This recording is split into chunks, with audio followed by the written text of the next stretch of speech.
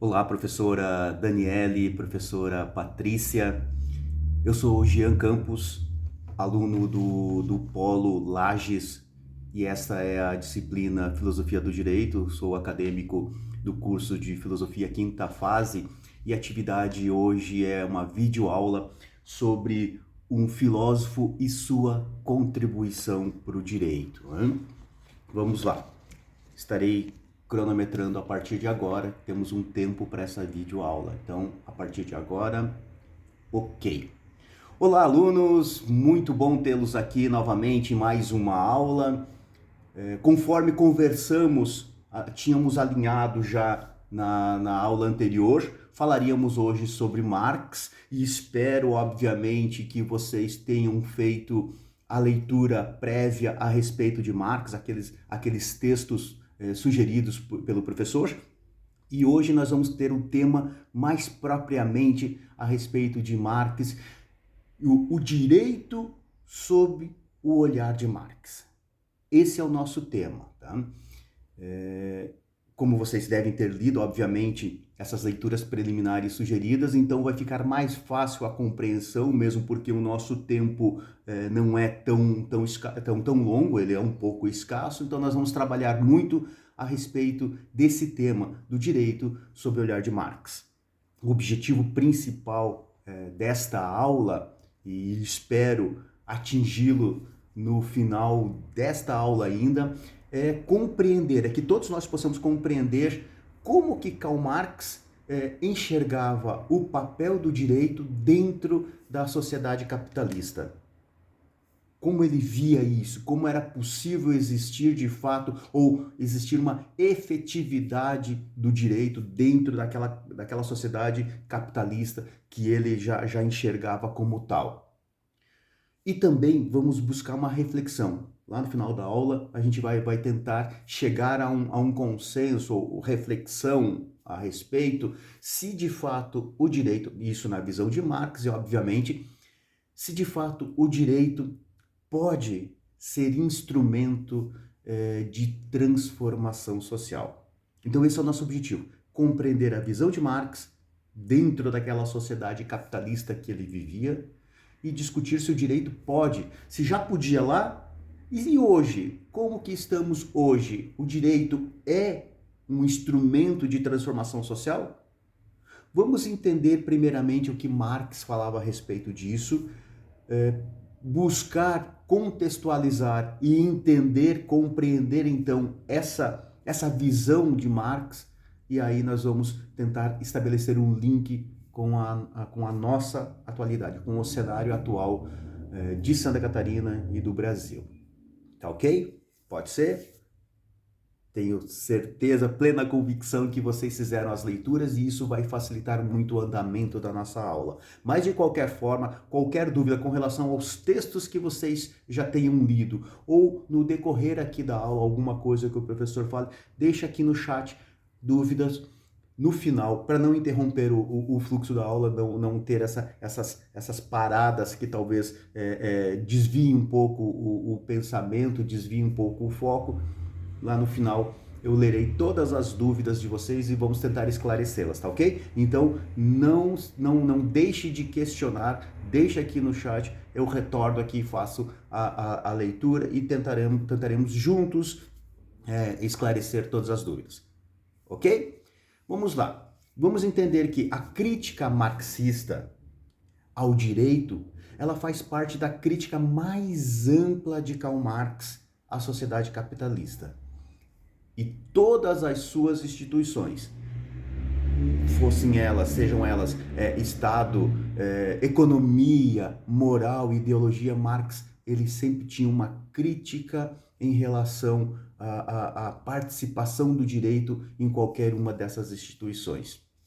Só um adendo aqui. Toda vez que falarmos marxista e marxiano, ele tem uma diferença. Eu espero que vocês já tenham percebido isso também. Quando falarmos em marxiano, é o pensamento puro de Marx. Marx teceu isso, Marx falou sobre isso. Quando falarmos em marxista, é que além, ou talvez, ou provavelmente Marx tenha falado, ou não necessariamente, mas alguém que leu o que Marx escreveu e interpretou dessa forma. Então, marxista é uma continuidade do pensamento de Marx por outros autores. E marxiano, obviamente, é puro. Marx deixou isso categoricamente escrito ou falado, enfim. Tá bom? Então, vamos lá. O direito para Marx não é neutro. Vejam bem, foco nisso, muita atenção nisso, porque é muito forte. Marx é muito contundente quanto a isso. Ele não abria mão desse pensamento porque ele tinha plena convicção de que isso era, de fato, o que acontecia. O direito, para Marx, não é neutro. E ele nem é também uma expressão universal, ou seja, para todos da razão ou da justiça. O direito não é neutro e ele não expressa e não é igual para todos, não é igual para todo mundo, não é universal. Mas o que ele diz é que o direito é um instrumento de dominação de classe, certo? Então, para Marx não é neutro, não é universal, e sim é um instrumento de dominação de classe. Introduzimos aqui a nossa aula, introduzimos aqui qual é o pensamento de Marx a respeito disso. Vamos então agora, isso é o que ele dizia, sempre diz, é o que ele pensava. Obviamente que, dado as condições do tempo em que vivia, das situações, do cenário em que as coisas ocorriam lá na sua época, ok? Vamos lá, vamos desenvolver isso então agora. Por que Marx nos fala, por que a nossa aula inicia-se, introduz-se desse jeito?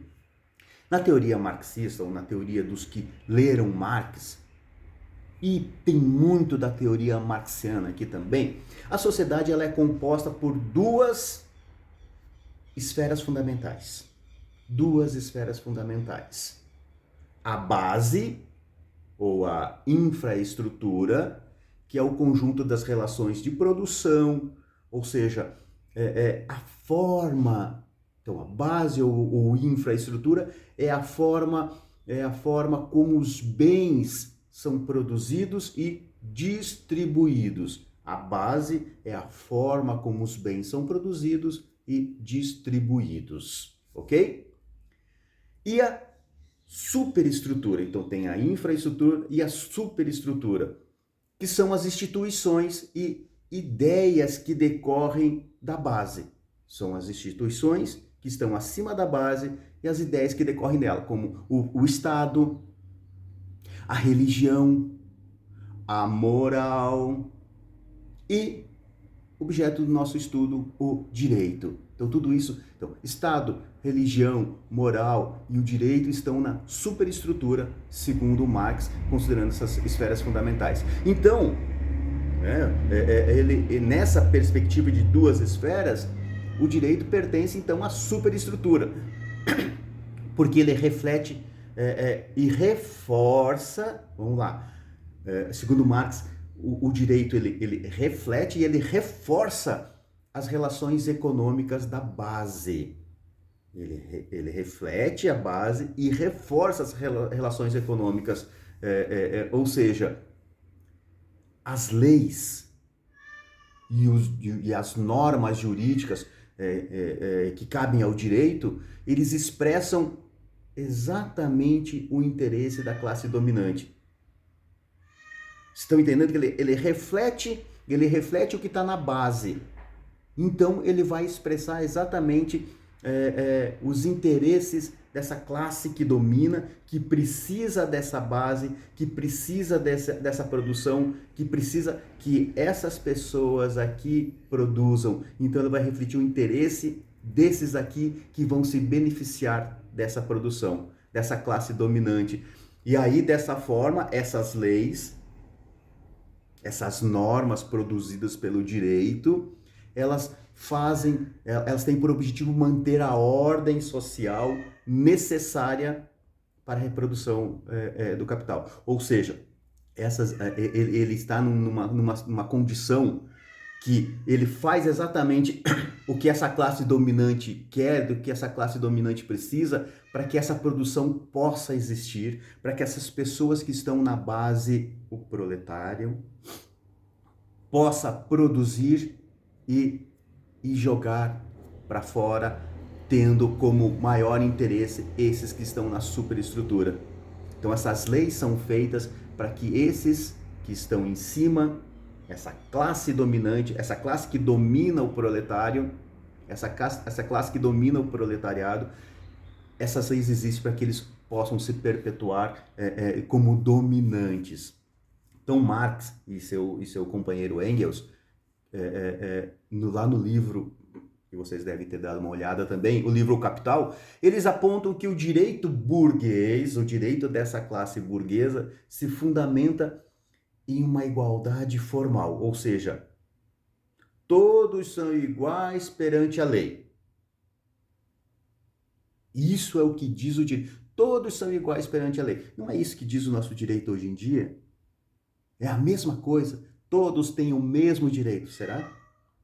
Então, lá nesse livro O Capital, Marx e Engels já apontavam que o direito burguês já previa isso, que todos são iguais perante a lei. Porém, contudo e entretanto, essa igualdade, ela esconde uma desigualdade material muito profunda, em que Marx observou muito bem isso, porque enquanto a lei protege igualmente o direito da propriedade de todos, todos têm o direito da propriedade, mas na prática, na realidade, na real, ele preserva mesmo o direito dos proprietários dos meios de produção. Isso em detrimento aos trabalhadores despossuídos. Por quê? Porque essa classe dominante precisava ter essas leis que corroborassem para que eles cada vez mais fossem dominantes, para que cada vez mais eles se mantivessem como os donos dos meios de produção. Então aquele proletário, seus direitos eram escassos. O proletariado tinha um mínimo de direito, embora no papel se falasse que o direito era igual para todos, né? Dessa forma, o direito burguês, o direito dessa classe dominante, garantia os contratos livres entre os capitalistas e os trabalhadores. Embora a liberdade do trabalhador fosse apenas formal, porque ele depende da venda da sua força de trabalho para sobreviver. Então, o que acontecia? O que o direito, embora estivesse lá bonitinho, igualdade para todos, o que ele previa? O que de fato a sua realidade? Esses da classe dominante eram livres para exigir desses aqui de baixo, do proletariado, a força de trabalho, e esses, em contrapartida, precisavam vender sua força de trabalho por merrecas. Era quase, estava um pezinho de uma pseudo-escravidão. Porque eles dominavam e eles pagavam exatamente o que queriam, como queriam, e exigiam muito dessa classe, esgotavam, tiravam tudo dessa classe, e o direito lhes permitia isso, porque o direito era feito, embora no papel bonitinho, direito igual para todos, ele privilegiava essa classe. Então o direito burguês ele acaba por definir ainda a propriedade privada, a propriedade privada como, vamos lá, o direito intrinsecamente ele queria dizer que a propriedade privada era sagrada, tá? O que legitima dessa forma, se eu considero isso intocável, legitima ainda mais a exploração do trabalho. Se isso aqui é sagrado, né? Se a forma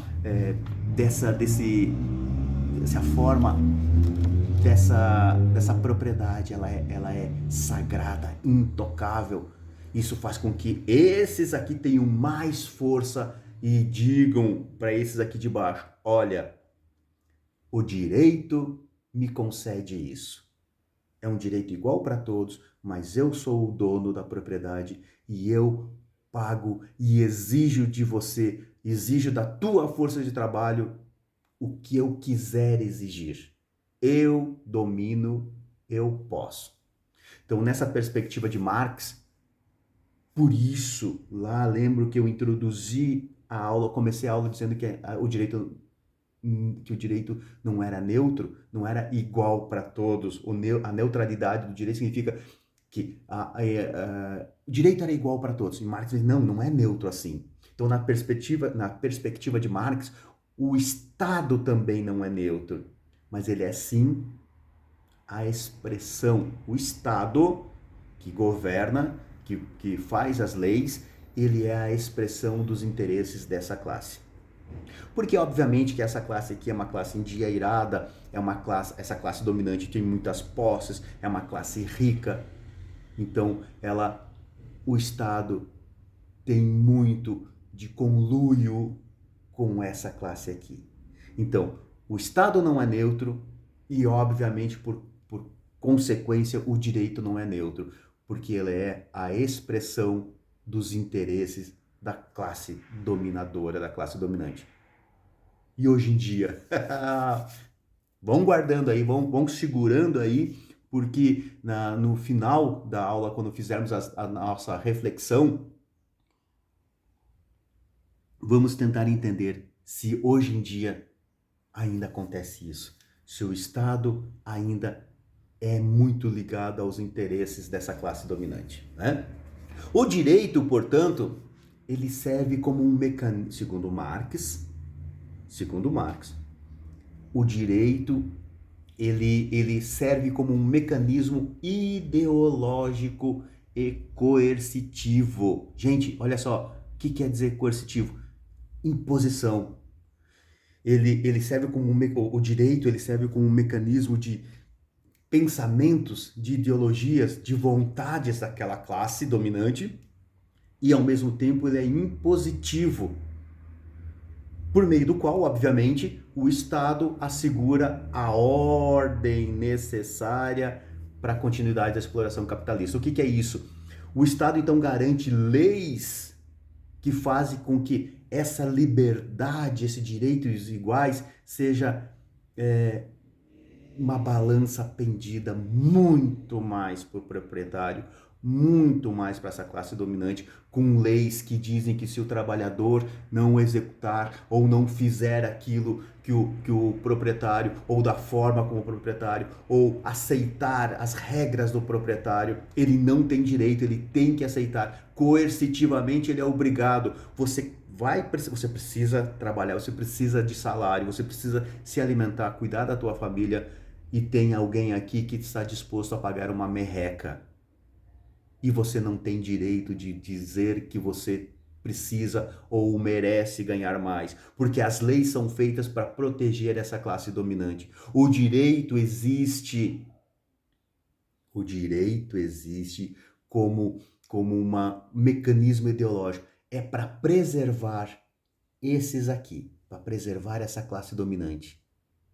E isso de forma coercitiva, de forma impositiva.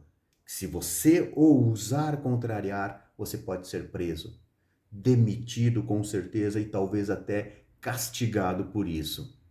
Então, Marx e Engels, eles afirmam lá no Manifesto Comunista, que também estava disponível lá na biblioteca que eu encaminhei para vocês, que eu deixei à vontade, vocês também têm esse livro, o Manifesto Comunista. Então, Marx e Engels, lá nesse Manifesto Comunista, eles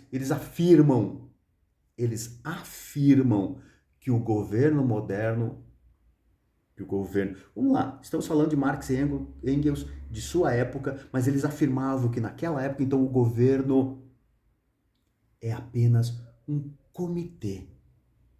Vamos lá? Um comitê. Algumas pessoas que se reúnem para gerir os negócios comuns da classe burguesa. A própria classe burguesa escolhe entre si quem serão os representantes deste comitê que vai gerir E esse comitê vai gerir os interesses de toda a classe dominante, os interesses de todos os proprietários, os donos dos meios de produção. Então esse comitê estava pouco se lixando para aqueles da base da infraestrutura, para o proletariado. Eles queriam mesmo, eles estavam mesmo, eles tinham missão, a sua missão mesmo era simplesmente gerir os negócios dessa classe aqui. E assim, de que forma que eles iriam gerir os negócios dessa classe aqui, de todos os seus comuns, né? Fazendo leis, mantendo as instituições jurídicas, ou seja, o direito, moldando essas instituições e moldando essas leis de uma forma que legitimassem esse domínio. Ou seja, então se nós pegarmos, gente, se a gente for ver, a classe dominante não fazia nada fora da lei, porque a lei os protegia, porque a lei, o direito trabalhava para que eles fizessem isso e saíssem de boa. Porque a lei existia, a lei era feita exatamente para moldar os seus interesses. Tudo que eles faziam estava dentro das leis vigentes, porque as leis eram feitas exatamente para eles. E Marx, assim como Engels, Marx e Engels observaram isso e lutaram ardentemente contra isso. Foram perseguidos demais, porque quando eles perceberam que essa classe dominante cada vez se fortalecia mais e o abismo econômico que existia dessa classe proletariada para essa classe dominante cada vez maior. Essa classe aqui cada vez mais afundada, dominada, sem direito nenhum. E as leis eram feitas só para legitimar essa dominação. Então, mesmo após... E aí houve, obviamente, com essa luta ardente, existiram, talvez ainda existam nos dias de hoje, muitas revoluções proletárias. Vamos lembrar aqui, já falamos em sala de aula, já falamos essa revolução proletária que Marx e Engels pregavam que deveria existir e que eles afirmavam que aconteceria. Então, no Manifesto Comunista e em todos os seus outros escritos, eles diziam que deveria existir, que haveria. Eles afirmavam categoricamente que haveria uma revolução do proletariado, mas que essa revolução, conforme eles viam, descreviam e imaginavam, nunca aconteceu, gente. Tiveram várias revoluções aí, mas nunca da forma como Marx e Engels dizia que deveria ser, ou que eles afirmavam que aconteceria. E até hoje isso não aconteceu. Embora venham uns aí e falem, mas isso, mas aquilo, não aconteceu da forma como Marx previa, né? Tiveram várias revoluções que contaram com a participação do proletariado, que conflitavam com os governos burgueses, e alguns até com certo sucesso, como a própria Revolução Russa, e lá em 1917, com o Lenin. Lenin foi o líder dessa revolução, então teve um certo sucesso, porque eles derrotaram. Lenin assumiu a liderança da então União Soviética na época, mas por muito pouco tempo, e aí vocês sabem, a história conta. Outras revoluções bem-sucedidas, a Revolução Chinesa lá na década de 1940, final da década de 1940, 49 possivelmente, que foi liderada por Mao Tse-tung. Vocês lembram disso? A gente comentou também, e provavelmente o professor de história deve ter falado, se não falou, vai falar a respeito para vocês também. Teve a Revolução Cubana, que teve Che Guevara, que para muitos é um herói sul-americano e para outros é um bandido terrível que não pode se nem pronunciar o nome, mas muitas pessoas ainda não sabem, não conhecem, não entraram, não leram a respeito, estão apenas falando o que ouvem e contando isso como uma verdade e tal. Enfim, teve a Revolução Cubana que tinha Che Guevara e também o Fidel Castro, que foi depois da Revolução Chinesa, então foi no final, muito perto de 1960, 1958, 59, por aí assim. Enfim, várias revoluções, mas não da forma como Marx imaginava. Que seria, na forma dele, seria a revolução para o comunismo, esse comunismo imaginado por eles, aquele comunismo utópico de Marx e Engels, isso não aconteceu. Mas eles, Marx e Engels, previam que mesmo que acontecesse, vamos lá, se acontecesse da forma que eles imaginavam, mesmo assim, Marx e Engels falando que se acontecesse a revolução tal qual eles imaginavam, tal qual eles lutavam para que fosse, ainda assim, algum tipo de direito, vamos lá, mesmo que acontecesse a revolução da forma que eles pensavam, algum tipo de direito na fase de transição, para o comunismo, que é o que eles previam, ia existir ainda algum tipo de direito que eles chamariam de, ou que eles estavam imaginando chamar de direito igual. O que seria para Marx e Engels esse direito igual? Esse direito igual. Vamos lá. Estamos falando de uma parte utópica dessa luta de Marx. Esse direito igual dele que eles previam é que cada indivíduo receberá de acordo com o trabalho que realiza. Esse é o cerne principal do comunismo, embora muita gente distorça. Eu recomendo a vocês, caros alunos, busquem leituras, busquem conhecer a respeito, não entrem nessa onda de que falam isso, falam aquilo, não tomem decisões pelas decisões tomadas dos outros. Isso não só para esse tema, não só para isso, para todos os temas que chegarem até vocês via WhatsApp, via rede social. Ah, mas isso é isso. Calma lá. Calma lá. Sejamos filósofos. Vamos buscar, vamos beber da fonte real. Vamos entender, vamos ler 1, 2, 3, 4 autores que pensam assim, 1, 2, 3, 4 autores que pensam ao contrário, e aí nós vamos ter a nossa visão. Não sejamos só aqueles o vagão do trem, que simplesmente está ali no meio e não sabe nem por que está sendo empurrado por trás e não pode passar na frente. Não sejamos assim. Vamos buscar essas informações, tá ok? Então, Marx diria lá na sua utopia, na sua visão do que é o comunismo, que o direito igual dentro do comunismo é que cada um receberá de acordo com o trabalho que realiza. Porém, até mesmo esse direito igual de Marx e Engels, ele será limitado. Porque as pessoas, vamos lá, olha que interessante isso ninguém fala. Isso ninguém fala. Para Marx e Engels, mesmo esse direito igual, ele vai ser limitado. Porque as pessoas são desiguais em capacidade, força e necessidade.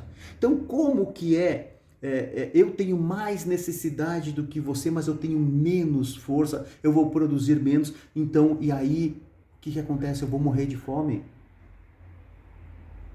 Eu tenho uma doença, eu sou um pai de família que não consigo produzir. Não é que eu não quero produzir, eu não consigo produzir, e aí eu vou morrer de fome. É isso que é igualdade?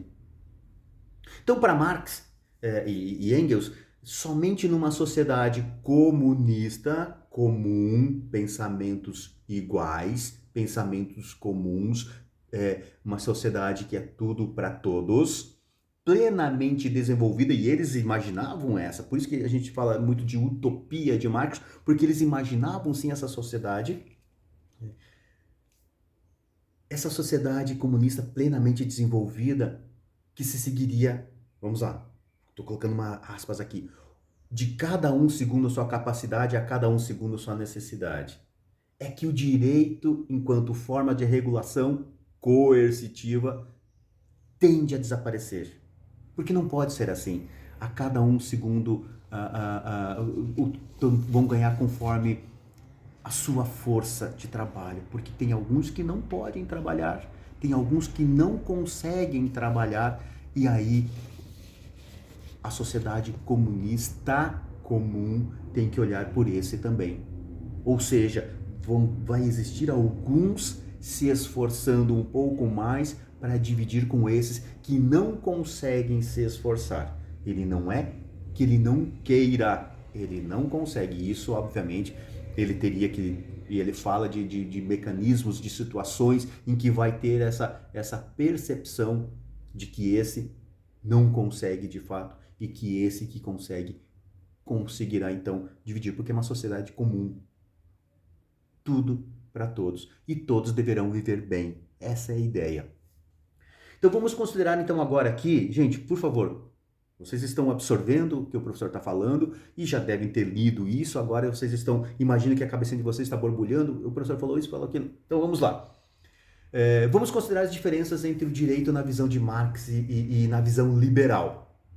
E essa visão liberal é uma visão defendida por alguns autores ali do século XVII até o século XIX, como John Locke, que era um liberal, Montesquieu, Kant, o próprio Kant era um liberal. Então essas diferenças dessas visões são muito profundas, porque cada uma delas, essa diferença entre Marx, pensamento marxista, o marxiano, e o pensamento liberal, eles partem de fundamentos filosóficos e sociais, fundamentos sociais muito distintos. Então vamos lá, na visão liberal, o direito é visto como um conjunto de normas racionais e universais. O liberal diz, o direito é racional e universal para todos, que garante a liberdade individual, que garante, que consegue limitar o poder do Estado. Isso o liberal diz. Já na visão de Marx, o direito não é neutro, não é universal, não é para todos, mas ele é um instrumento da classe dominante, certo? Na visão liberal, o indivíduo, o cidadão, é o centro do sistema jurídico, ou seja, cada pessoa tem direitos naturais, de vida, de liberdade, de propriedade. Na visão do Marx, o direito reflete a base econômica da sociedade. Ele serve para manter os interesses da classe dominante. Ponto. Não tem segredo. Ele só existe para manter a classe dominante. Na visão liberal, o Estado de Direito, ele ou deveria ser, dever-se-ia ser neutro e imparcial, que protegesse a todos.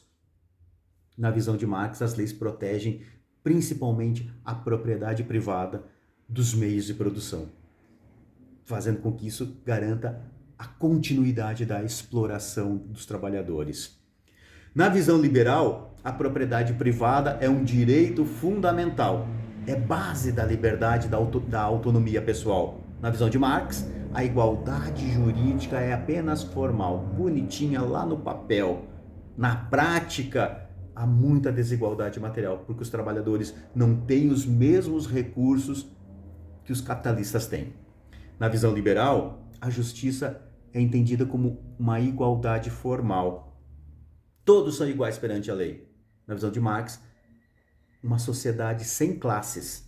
Vamos lá, Marx aqui viaja bastante, tá? A sociedade sem classe, que é uma sociedade comunista, não vai existir classes, o direito como instrumento coercitivo desaparece. Ele não é impositivo, porque não tem classes, né? E ele vai ser substituído por normas de convivência social livremente acordadas entre elas. Ou seja, se não tem classes, as pessoas são comuns, as pessoas lutam pelo seu bem-estar e pelo bem-estar do outro, né? Ou seja, nos sistemas jurídicos modernos, todos têm o mesmo direito de recorrer à justiça. Vamos lá. Hoje em dia, todos têm o direito de recorrer à justiça. Mas e na prática? Quem tem mais recursos, vamos lá, gente, convenhamos, quem tem mais recursos tem melhores advogados, recorre mais, consegue adiar as decisões. Olha aí os nossos deputados, os nossos políticos, né? Quem é pobre, quem é o trabalhador aqui da base, segundo Marx, vai enfrentar, vai ter defensores públicos assoberbados, as pessoas, esses defensores públicos com muitas coisas para fazer e não conseguem dar a atenção necessária, enfim. Então, qual que é o pensamento marxista? O direito garante igualdade formal, está lá descrito, mas ele sustenta uma desigualdade material entre os ricos que podem mais e os pobres que nada podem. O direito de propriedade e o direito da moradia. As leis, as decisões judiciais, elas frequentemente priorizam o direito da propriedade privada. Bancos, grandes empresas, ela garante esse direito sobre o direito da moradia de famílias sem teto. Qual que é o pensamento de Marx sobre isso? O direito protege a propriedade privada, protege aqueles que têm, que é a base da exploração capitalista. Mesmo que isso diga diretamente as necessidades humanas de sobrevivência, não importa. Aqui tem direito, aqui tem poder e é meio que um dane-se para aquele que está lá embaixo e não tem poder. As leis trabalhistas, gente, tem muita situação em que o direito não é igual para todos. O direito não é igual para todos. Não era em Marx e não é hoje em dia, tá? Então, deixa o professor fazer uma conclusão a respeito de toda essa nossa aula aqui, que espero que vocês estejam acompanhando aí de boa, que vocês estejam viajando junto com o professor, e as dúvidas depois eu vou aqui no chat, tá? Concluindo a nossa aula. Para Marx, o direito não é neutro nem universal. Ele é um produto histórico de relações, das relações de classe. Classe dominante vai continuar sendo sempre dominante porque ela tem para si as leis. O direito está voltado para ela, para segurar. Ou seja, o direito para Marx opera ideologicamente, apresentando-se como justo, para todo mundo ver, e igualitário, enquanto na verdade perpetua essa dominação dessa classe. O direito para Marx, concluindo aqui, serve para o capital. Protege só a propriedade privada e o lucro.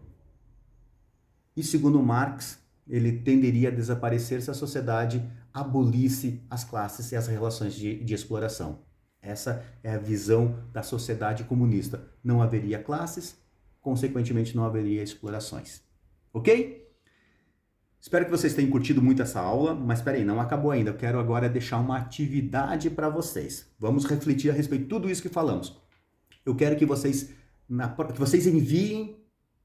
enviem antes aqui pelo Moodle e na próxima aula vocês apresentarão aqui na nossa aula, vocês apresentarão a seguinte, já vou deixar aqui no chat para vocês também, a atividade olha lá, a possibilidade de o direito promover justiça ou transformação social? Interrogação. Falem a respeito, divaguem a respeito disso. E obviamente que para isso vocês vão precisar revisitar algumas obras de Marx. E eu recomendo muito Crítica da Filosofia do Direito de Engels, o Manifesto Comunista, a Ideologia Alemã. Vocês vão encaminhar isso para o professor, eu vou fazer a correção e vocês apresentarão isso na próxima aula. Tá ok? Galera, muito obrigado pela participação, pela paciência, muito obrigado pelas dúvidas que vocês puseram aqui no chat, estou à disposição, vou respondê-las agora, tá? Estou à disposição para outras mais. Realizem essa atividade, reflitam o que Marx dizia e o que vocês pensam dos dias atuais. Vamos fazer essa grande reflexão sobre o olhar de Marx para o direito e o que esse olhar nos fala nos dias de hoje, ok? Gente, muito obrigado, até a próxima aula.